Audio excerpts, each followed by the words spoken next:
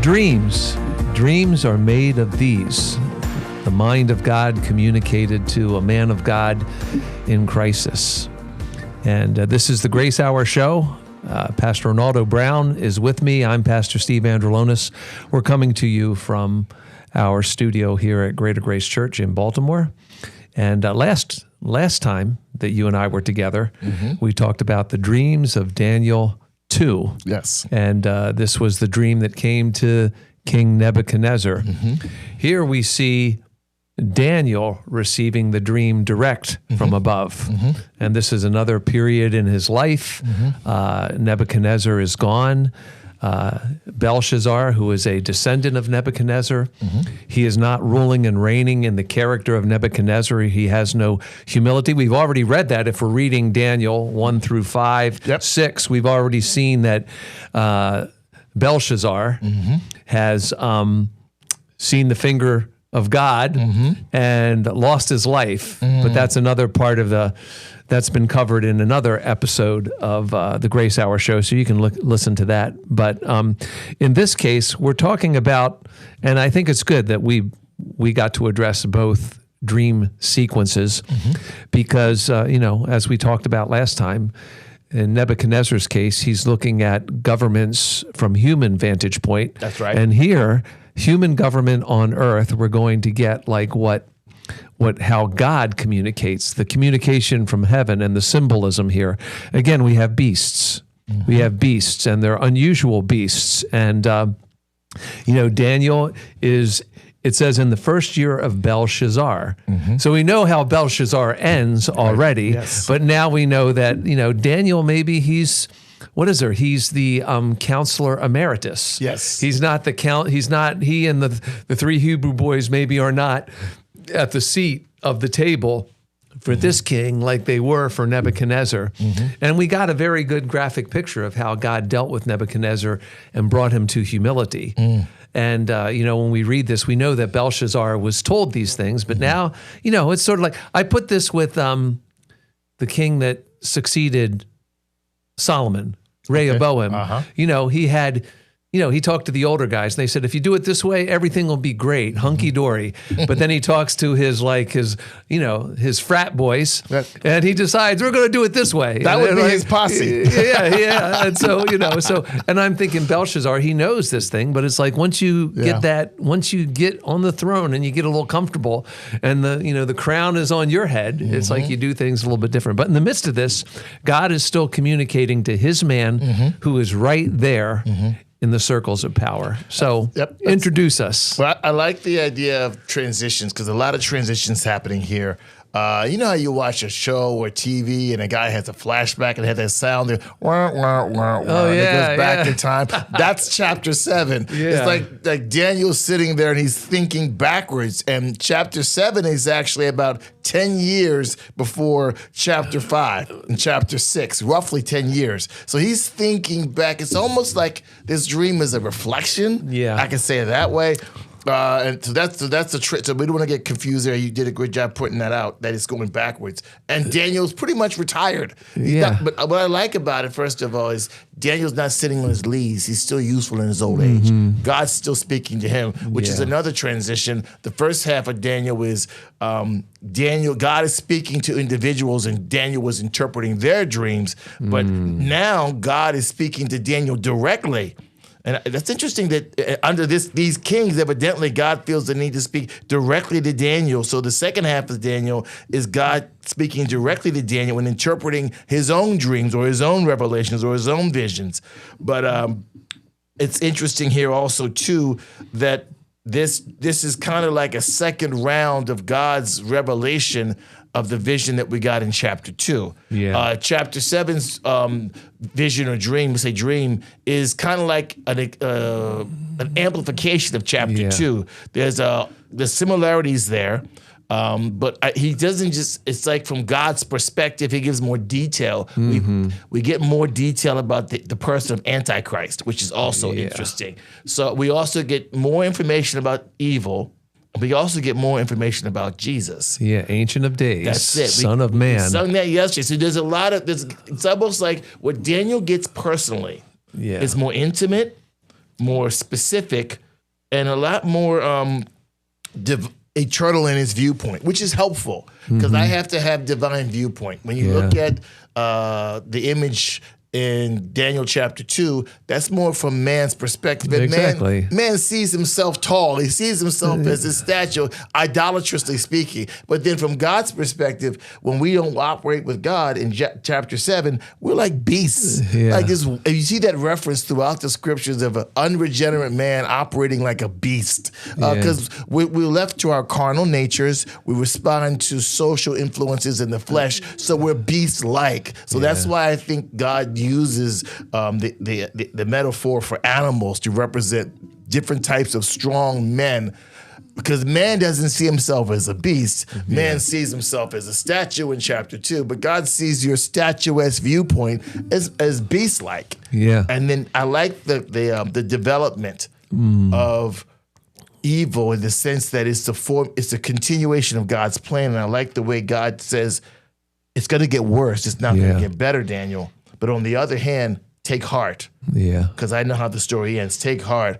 There's going to be an Ancient of Days. There's going to be someone's going to rise up. That little stone that becomes a mountain in chapter 2, he gives a lot more definition. Yeah, it's great. I think, we look at the Bible, me and you, maybe not everyone. We don't parse the Bible so much and like detach it from its whole. And I'm thinking like when we're looking at this, we could go and we could see like man's efforts have always been about erecting something that sort of reaches toward what's in their hearts already, because they were made in the image of God, and he set eternity inside of them, Ecclesiastes. So this draw to what is above and beyond is certainly something God activated and designed, but like it's not about building the tower as in Babel, and it's not about erecting a statue, because we see the statue when the view that we got in Daniel 2 was that the statue starts golden and then it gets all at the bottom. It's like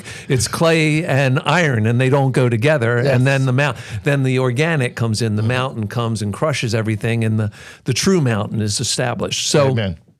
What we're looking at here, I tie to the end of the book of Job. Now, we know that Job is wrestling with everything. Gotcha. And then God comes and meets him. And then there's this interjection. Job says, I lay my hands upon my mouth. I said too much. I've done too much talking. You talk to me. And then it's interesting because, people have spent a lot of time, scientifically, DNA analysis, trying to figure out what is behemoth and what is leviathan? And I'm thinking we see, if we connect it to this, these are beasts that are things that we can't comprehend. You say behemoth is a hippopotamus. Well, perhaps, but I'm thinking the beast points to human strength and the lust of the eyes, and then Leviathan points to the pride of life and the spiritual dynamic. Because we see like in the description of the beast, it's like it's not a beast that we know about. Right. It leaves an oily slick. It's got like these scales that are two together, and that to me is like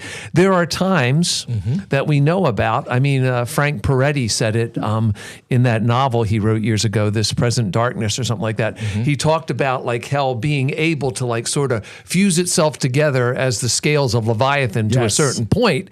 But, it's still, you're still talking about cosmic rebels that at a certain point, I think in the end of that one, I'm sorry, I'm spoiling if you've never read that book, but I think at the end of the book, there is a split in the forces of hell. One demon force doesn't want to submit to the other demon force, and everything falls apart. And so I'm thinking like when we look at God communicating to Job, his man.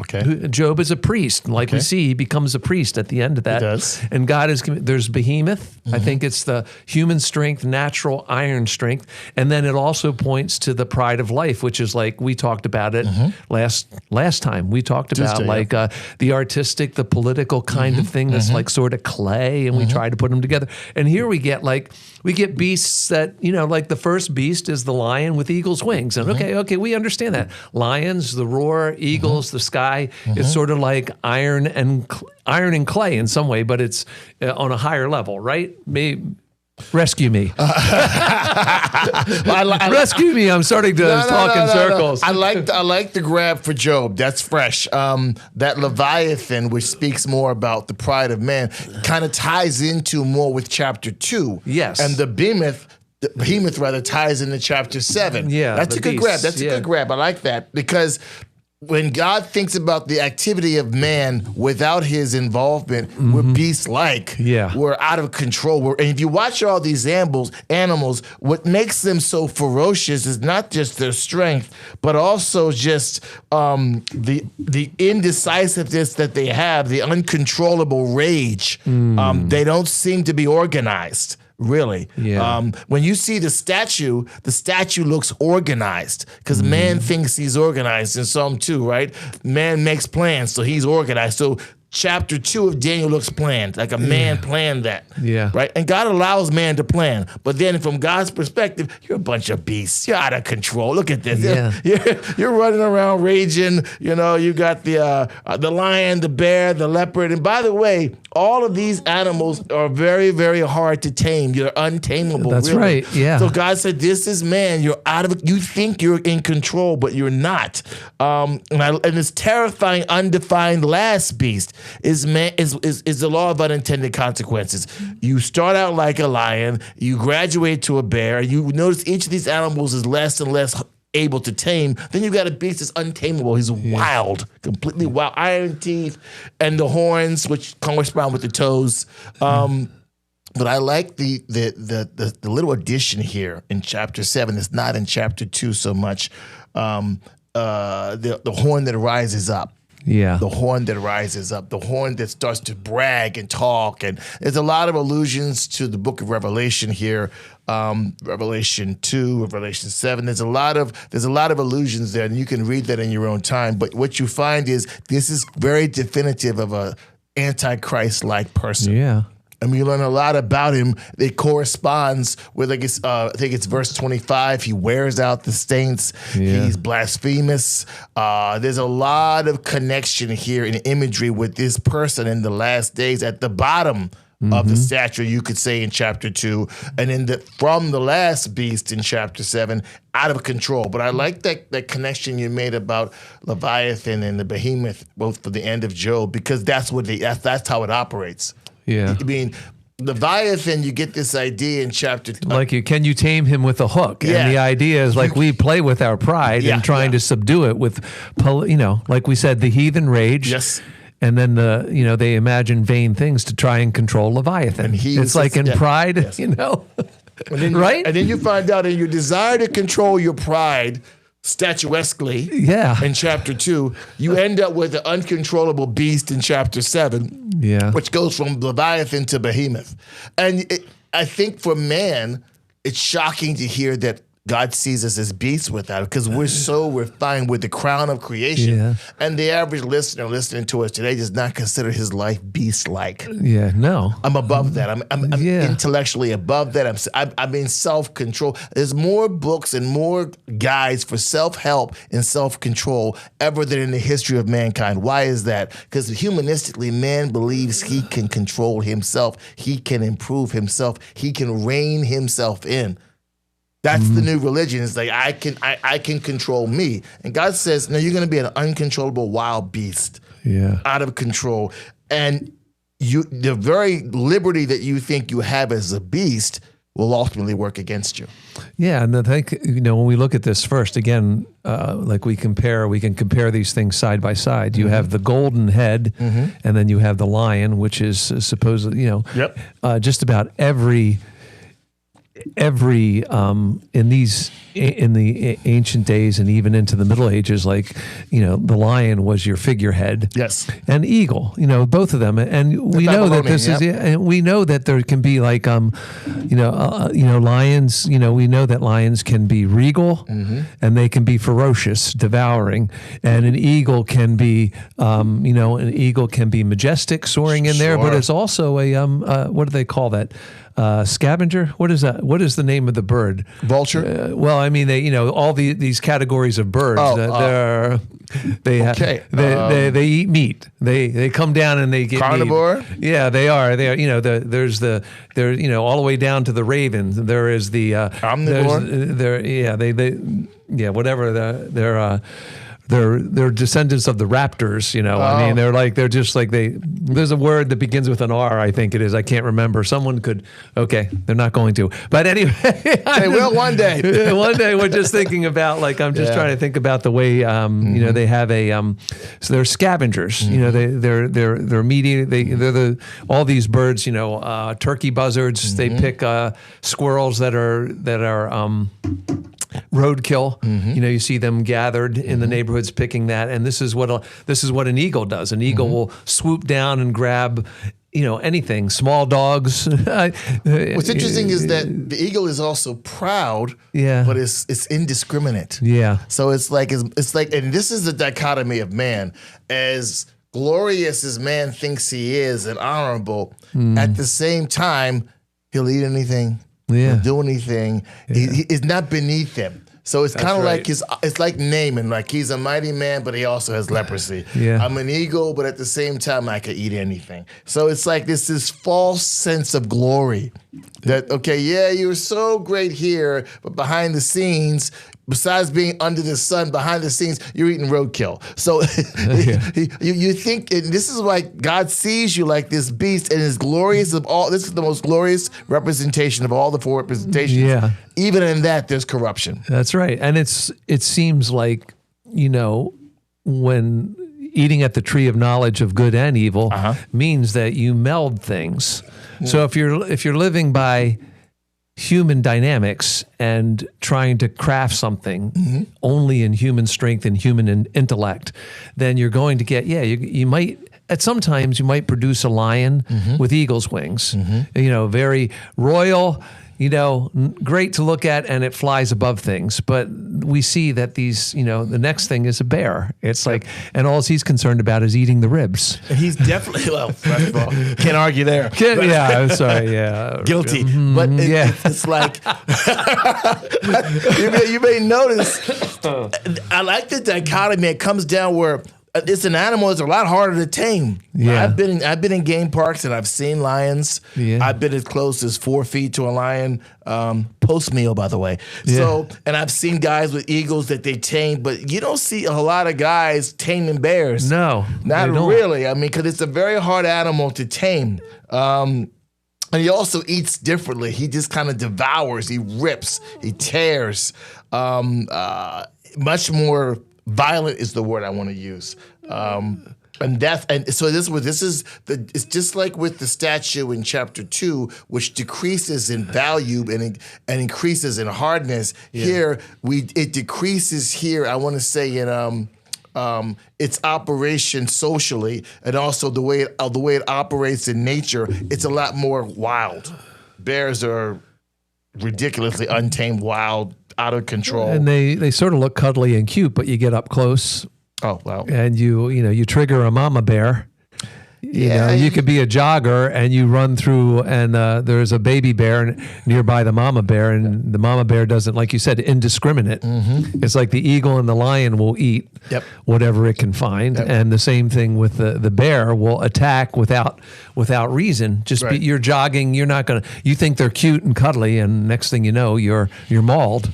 Yeah, you're on a YouTube video getting attacked by a lion. Yeah. But it is this breaking down of man. You kind of see this like with the statue in chapter 2. There's this slow weakening. There's an increase in weakening and a decrease in glory. And this is what happens with the fall of man. Man before God, through the process of God's plan, we don't get stronger. If anything, evil increases in man's depravity and man's morality and man's strength decreases as time goes on. We're not stronger, we're morally weaker, and we're organizationally weaker in that way. So you see that going down like from eagles and lions to bears. And bears are a lot more selfish than lions and eagles. Yeah. They're a lot antisocial, really. They don't have large packs of bears. They're not so corporative. They have their family, but they're very tight. They're more selfish, I can say it that way. Yeah. Not to attack bears, but they're not so much. You don't have huge families of bears. And then it moves down to a leopard. Yeah. Which is basically it's quicker. Yeah. It's quicker, but not known for really anything. Really. No, really. They're not really known for anything in nature. I mean, they're kind of they're beautiful. I've interesting. seen a few.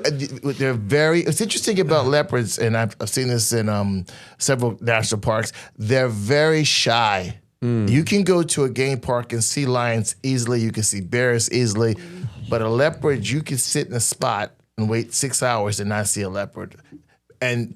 It'll be people driving around a tree, and on the top of the tree there's a leopard sitting there, and nobody moves because they will run and you won't see them. You'll be there all day and not see a leopard. They're very hard, very, very shy, but they're stealthy, but they're also shy. Yeah, and they have that camouflage element to their thing. And here we see the same thing. Yep. Like it has 4 wings. And again, we're getting like these animal pictures that are distortions of real nature. Yep. It's like, and so a leopard would be camouflaged, but also when it races, it's faster than a lion. It doesn't, a lion hunts. It seems to me that a lion and an eagle hunts, after their perception. They see what they can get, and they make a sort of a design in their mind to get it. They have a strategy. Yeah, they have a strategy. Whereas a leopard, it seems like lies in wait, and then all of a sudden there's this furious, fast kind of thing. And like, some people have commented on this, that this leopard is representative of Alexander the Great. Could be. Possibly. And he showed up out of nowhere, and he, fast and furiously over the course of a couple of decades, he, ran rampant throughout this part of the world. So that could be something, but again, we have the same thing. It's very fast. Where did he come from? Like you said, I like the way that your experience in seeing these things is like seeing these things up close in the wild. It's like a leopard shows up, but it doesn't have wings. But here, like, when you think about all of that kind of Hellenistic kind of movement that happened, it was the idea was like, art, education, politics, and something, and administration. All of that was something that Alexander wanted to bring to the world, because that's why there's so many Alexandrias. Every university city he named for himself, and he's trying to bring this sort of cultural element. So he's a predator. Yes. And he's consuming, but he's sleek, fast and hidden. And then he's also got these, in this picture that Daniel gets, he's got these little wings. He's also, notice the transition from clumsy to, I want to say, kind of stealthy. Yeah, exactly. The bear is like, but then you got the leopard, he's like smooth. Nimble. Yeah, no one's naming cars after bears. Yeah. No, they're naming cars after leopards and jaguars because they're stealthy, they're modern, and you can see the transition in the nature of man, that man goes from being ferocious. He has the same predator-like nature, but he's much more smoother with it. He's more modern with it. And you can see the graduation in the mind of man. That mind, evil gets sophisticated. You can say it that way. It gets sophisticated, modern, smooth. And you find that in young 28-year-old Alexander the Great. He made more warfare more sophisticated. He made warfare more tactical. He was a genius, actually, at a young age. And this is the maturation of man. God has allowed man to get more clever. And then our good Beast friend 4. Well, this is where you get a little. If you're the leopard, you start feeling yourself a little bit. You get a little clever. You're like, that I can do anything. That's right. And you create this beast that's uncontrollable because he believes he knows everything. Simultaneously, he believes he can do anything. So this is kind of like the capstone of the pride of man. Why do you think? I'm interested in your thoughts. Like Daniel, I saw this fourth beast. Yep. Look at the words that he uses to describe: terrifying and dreadful, exceedingly strong. It's like he doesn't use those words to describe the other beasts. This is like, this is the progression of life under the tree of knowledge of good and evil. All of a sudden, we've reached this point where man has done some things that he feels very golden about, very silver about, very bronze about, and now we're at the feet, and it's like it's like like that statue, could not have stood for very long on clay and clay and iron feet, and now we get this. Now we get like humanity has crafted its ways of doing things, and now we get to this monstrosity that is like malignancies out of control. Maybe that's a good word. I noticed the description for the fourth beast is extremely specific. It talks about the activity that he does in a very I want to say amplified way. Yeah. We learn more about this particular beast than any of the other four beasts. And it seems like the verbs that are used and adjectives used to describe it are the strongest words that could be possibly used. It seems like Daniel was most fearful of this beast. This is the one. I think he was shocked at the entire thing because you can tell later when he starts asking. Okay, this is the one he comes back to. Yeah. Later when he's like, "Tell me again about this beast again." It's almost like the other beast. I got it, but this fourth guy, I don't got it. I think he's not so much confused by it, but shocked by it. Yeah. There's almost palatable fear. Like this thing sounds like nothing's stopping him. Yeah. And I think sometimes when we see what men do in this day and age, the evil that we see now, even in our day and age in this world, we see evil that's almost unimaginable. I mean, there's things that happen in the world in evil and sin that no one would dream about 50 years ago, like undreamable evil. And I don't think at this time that he could dream of a beast that could be this way, which is why he doesn't really give it any kind of a name. There's nothing in nature that fits this. It's abnormal. And it's not like all the other beasts are really organic nature. There's wings, there's leopards, there's but here we're talking about something with iron teeth, and we're talking about a multitude of horns, and this horn and that horn. And I think you're right. I like what you said about Daniel comes back to that beast, and I think it says something to, when people talk about a series on eschatology, you notice everyone's ears in the congregation because we want to know. We want to know how soon is Jesus coming, and like why did Daniel go back to this beast? He's like, okay, well this things are further along, so I need to know. Like, and we see like Daniel's a lot like us, even to the end. Like at the very end, the angel has to tell him, just be quiet. Yeah. Just go to the end of your life in peace. I can't tell you everything. I've told you as much as I can tell you. Which is, it's almost like well, I need a little bit more. Yeah. Because it's like watching the climax of a movie and the power goes out. And what happened to Tommy? Tommy, I don't know what happened to Tommy. Or you go to one of those Marvel movies and you fail to sit through the till they give you the little piece of the next one. Like you've watched a 2.5, 3 hour Marvel movie, and then, I went with my nephews and they said, we can't leave yet. I said, why? I said, they're showing the credits. Oh, there's something coming. And then we get the next piece of the story. Anyway, sorry. Pop culture reference. It forces us to stay in our seats a little longer, imagine. Yeah. But I like the fact that God really shows us in verse 7 how violent this animal is. Yeah. Most of the verbs and adjectives are descriptive of what he will do more than who he is. Yeah. He devours,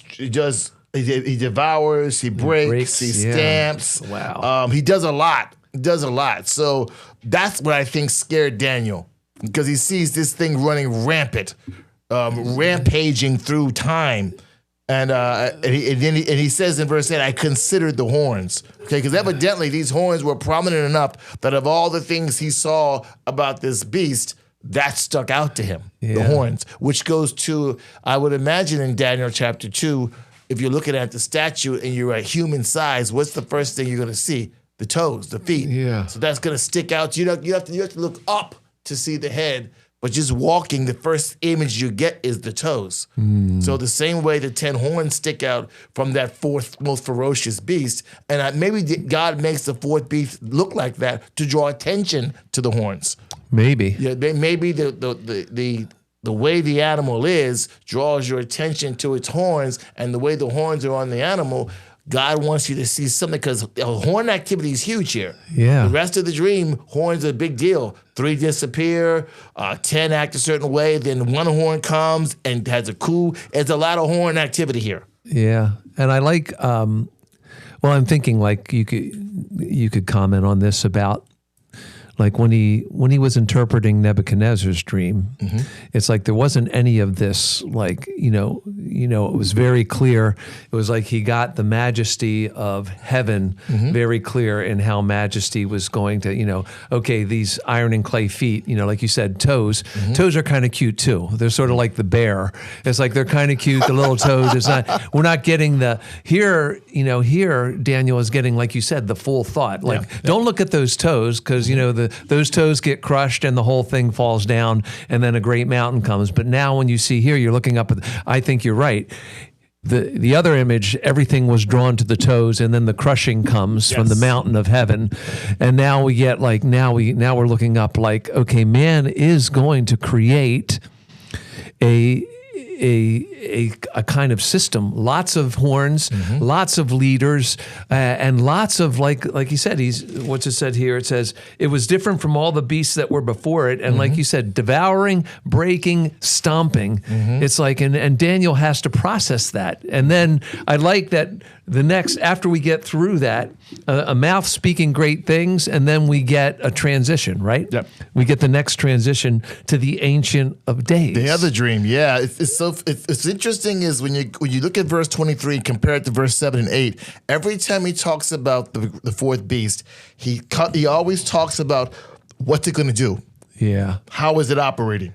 But the second dream, you're right. That's where the hope is at. By the way, there's the hurt and there's the hope. Yeah. When you get that fourth beast, you get those beasts, there's a whole lot of hurt. And you can see it in Daniel's countenance. He says it in verse 15. I was grieved in my spirit in the midst of my body, and the visions of my head troubled me. He was moved. And even believers today, people listen to this program, they could have a lot of fear in these days. God has not given us a spirit of fear, but I can be very fearful. If I only get that part of the Bible, if I just get the harm, if I just get the hurt, if I just get the darkness, if I just get that viewpoint in life, I could be scared. Yeah. Because I could be living in this fantasy of chapter 2 where I'm this tall, proud statue when really underneath the scenes, spoiler alert, chapter 7, I'm living like a beast. And when your eyes are open spiritually, you see that beast-like nature and you see this coming thing, it can be scary. But then this is where you have to land into the second dream. And this is like the old cowboy movies where the good guys win in the end. Yeah. The guy rides up on the horse and there's the theme music and things get dealt with. Yeah. Yeah, I mean, this is these pieces here on the Ancient of Days and the Son of Man. These are the things that, these are basically pieces of information for the hearts of Daniel and if the 3 Hebrew boys are alive, share these things because this is for whatever beast that we see, there is going to be this Ancient of Days and the Son of Man, one and the same, and they aren't going to be, lions with wings or leopards or monstrosities with iron teeth. They're going to be, just notice it's more than golden. This is like really royal and regal and everything about priesthood and the right exercise of power, right? It's also interesting that in this dream, both dreams, this is the only real person. Yeah. Everything else there is personified. It's animals with people-like characteristics. Even the fourth beast and the horns have people-like characteristics. But the real person, the real man, the real actually individual is the Ancient of Days Son of Man references. So in other words, in your story of beasts, God does not appear in the vision as a beast. He does not appear in the vision as a statue, but in chapter 2. But he appears here as a man. Yeah. And I like the fact that he comes in as the real man, the God man. And he comes in really like the hero. He kind of comes in and saves the day. He's got the white clothes of purity. He's got the silver gray hair, which speaks of maturity. He comes in, he's being served, and you may notice that there's thousands with him, but there seems to be more thousands before him, which could be a point to second coming, which means that it appears that there's more guys with Christ than before Christ, which speaks of a lot of folks being judged. Yeah. Which says to me that a lot of those people that are being judged align themselves with those beasts. The books were opened. That's a big thing. And we get that in, the conclusion of that interpretation at the end of the story, which is in Revelation. Yep. But I like this Ancient of Days. I think this is maybe the biggest, because we noticed again, everything about these beasts is in motion. And then we see in Job, going back to Job 1 and 2, we see that the devil describes himself as being in motion. And, he is a roaring lion. But here we see the introduction of the Ancient of Days. Thrones were placed and the Ancient of Days took his seat. And I think this is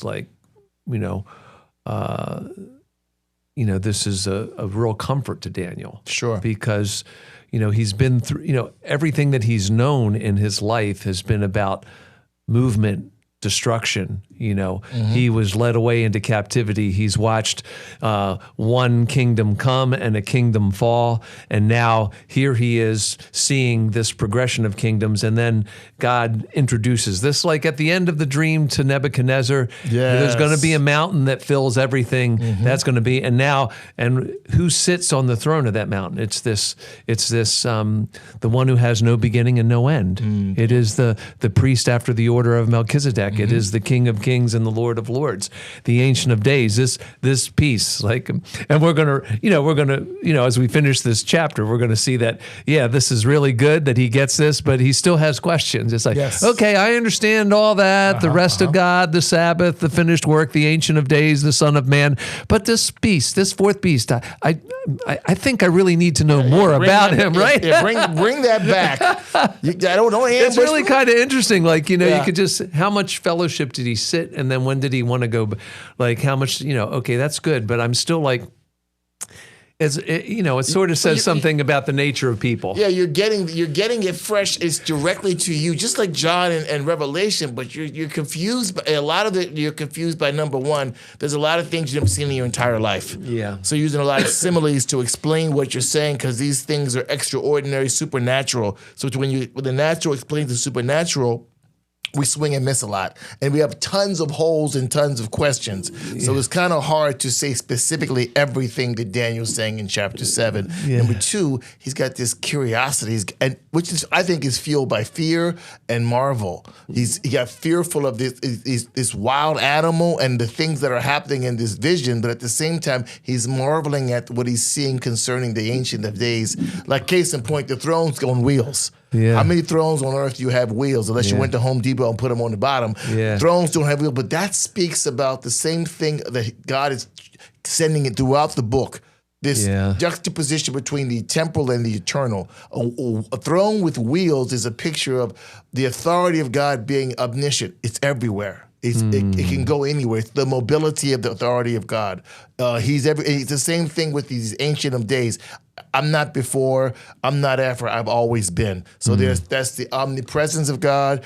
His victory over the beast is the omnipotence of God. So there's three pictures here: the omniscience of God, the omnipotence of God, and the omniscience of God in this vision that all give you three tremendous characteristics about God in time and in life and in eternity. That I'm all powerful, I'm all present, I'm over everything, and I'm all knowing. Yeah, I think these passages, I think these passages exist for, it's a very encapsulated kind of thing. The Ancient of Days takes his seat. Then we get this interjection, how everything that the beast had produced gets, is destroyed. Yes. And then we come back to the nature of who the Ancient of Days will be and what the extent of his kingdom. We see, and to him shall be given dominion and glory and a kingdom that all peoples, nations, languages should serve him. His dominion is an everlasting dominion which shall not pass away, and his kingdom one that shall not be destroyed. That's this bit here in the middle. Yes, is like now when Daniel comes back to this, I want to know more about this. I got to know more about this. It's like God allows him to get his curiosity satisfied just a little bit. Yeah. But this piece is the piece that really we've had it announced at our pulpit that we're going to talk about Revelation. And when we're talking about Revelation, the thing is we have to come back to this piece of everything. That's why I love that verse in the King James. It's not that way in other versions, but the verse from Psalm 119, I have seen the end of all perfection. I think it's verse 71, but it's like, this is, you've read Revelation, and like Daniel, you've been given this information about how everything, actually, this is just confirming what you reported to Nebuchadnezzar all these years ago. Like you said, it's 70 years maybe now. He's he's an old man, and but he's got, this is the curiosity of man. We just want to know, tell us a little bit more about this fourth beast, and we get. And sometimes I'm wondering, when you open that door, God's oh, okay, here we go, and it just seems like you get a little bit too much. Like now we get this expression of this little horn. Talk about that. It's interesting that it's like a kid with his dad. Yeah, and you say, God, tell me again. Now, I told you in chapter 2. Yeah. Tell me again in chapter 7. Tell me again. And this is our walk with God. You make a great point. In my walk with God, there's a lot of revelation, but shockingly, there's more rehearsal of revelation than actually new revelation. Yeah. A lot of times God reveals something to you, and then he will rehearse it in John 14:26, and rehearse it and rehearse it. And chapter 7 is basically a rehearsal of chapter 2 with more detail, which is the definition of revelation. It's God's revelations are always progressive. Like with Abraham, God told him a revelation, and then he expounded on it throughout his life. And meanwhile, Abraham still has questions. He's got questions, and God's like, okay, I'll tell you a little bit more. So this is another step. Like, okay, Daniel, I'll tell you a little bit more. I'll tell you about this horn, this Antichrist-like figure, because he's pivotal in the plan to bring the plan forward so that I can come and be who I said I would be. Yeah. You don't get that in chapter 2. You don't get so much of this catalyst, this evil catalyst. But I think, and this is interesting, maybe God doesn't reveal that in chapter 2 because of capacity. Yeah. Because if he had dropped this in chapter 2, 17, 18-year-old Daniel, as well as Nebuchadnezzar, they both might have been eating grass in chapter 4. That's right. So now you got 90-year-old, 85-year-old Daniel. A little bit more maturity. He's mature. He's walked through kings. Got some mileage on him. And even then, at that maturity, when God drops this, he's like, whoa. Yeah, and I bring that back again. Or maybe, watch this, maybe he's reading this, making the chapter 2 connection, and then all of a sudden the fourth beast drops. It's like, wait a minute, that's not what we talked about in chapter 2. Say that again. Like hearing it with that's the part that's new for me. Yeah. I'm walking with you. Like, he what? Yeah. He does who? Yeah. Let's go back to that again. Yeah. I told you about a mountain. Now I'm going to tell you about the one sitting on the mountain. Yes. So can you put the two things together? But there is curiosity gets to us. And I like, the little horn. Mm-hmm. I'm thinking you described like a leopard that's like, a leopard that doesn't roar like a lion. Mm-hmm. It's stealthy. And I'm thinking he was captivated by all the horns that he saw. And he said, be careful, because that collection of horns is going to be overwhelmed by like this little... Ecclesiastes talks about a little wise man who saves a city. I'm thinking about a little unwise man who's going to like manipulative kind of person, like the serpent slithered into the garden and did what he did. Mm-hmm. And here's the little horn; he's going to slither in, and And I'm going to say one more thing and let you finish up here. It seems like in the book of is it Numbers or wherever it is, it's like they wanted quail, they wanted meat, they wanted meat. They kept asking God for meat, and he did it, and they got leanness in their soul. And I'm thinking here at the end of the chapter, we see that Daniel's alarmed. Yeah. It's like if we would have stopped, Daniel, if you wouldn't have asked so much about the fourth beast, I wouldn't have to give you more information. And now, surprise, you're going to have to deal with it, And it's like, and like the disciples on the Mount of Olives, tell us when. I'm going to tell you this. I'm going to tell you that. Not for you to know. And then, and then in first chapter of Acts, it's like, hey, is he going to restore the kingdom now? You guys are thinking about it all wrong. Once again. So as the Bible is a very human book. Yeah. We're getting great revelation, but the curiosity that we have in our hearts, is still prompting us to ask questions that God can't really give us the total answer because we can't handle the truth. Oh, God. That's not a pop culture reference. Oh, no, not too much. Jack Nicholson, sorry. Anyway. I want to also say that the chapter ends where Daniel's not himself. Yeah. I mean, verse 28, he's like, I'm troubled. Yeah. My thoughts are troubled. My countenance has changed in me, but I kept the matter in my heart. Why would I keep the matter in my heart unless I had some faith in God? That's it. I trusted God. Yeah. So as scared as I am, and by the way, wars and rumors of wars and evil, unimaginable evil in our day, even as a believer, knowing Christ can scare you. But why do I keep the matter in my heart? Because I know how to think. We heard last night, Philippians 4:8. I know how to think. I may not always know what to do, but I know how to think. I can think with God. And when I think with God, I find the Son of Man in my life. I find the Ancient of Days in time of my life. And that carries me forward. So I'm aware that there's a little horn. But my aim on a daily basis is towards the Ancient of Days, towards the Son of Man. Because in the atmosphere of that fellowship, I know there's an Antichrist, but there's also the Ancient of Days. That's amazing. Yep. This has been the Grace Hour Show with Pastor Renaldo Brown. I'm Pastor Steve Andrulonis. We hope you've enjoyed this podcast, and we invite you to subscribe on these platforms, Apple, Spotify, YouTube. Give us a great review. We'd love to hear that from you. And we're thankful as we've gone through these passages of Daniel. There's more to come on the Grace Hour Show. And if you missed any of these things, there is a website for you to access, gracehour.org. You can find an archive of all these programs. So for Pastor Renaldo, I'm Pastor Steve Andrulonis. Sebastian Palmieri has been our engineer. Thank you so much, everyone. Have a great day.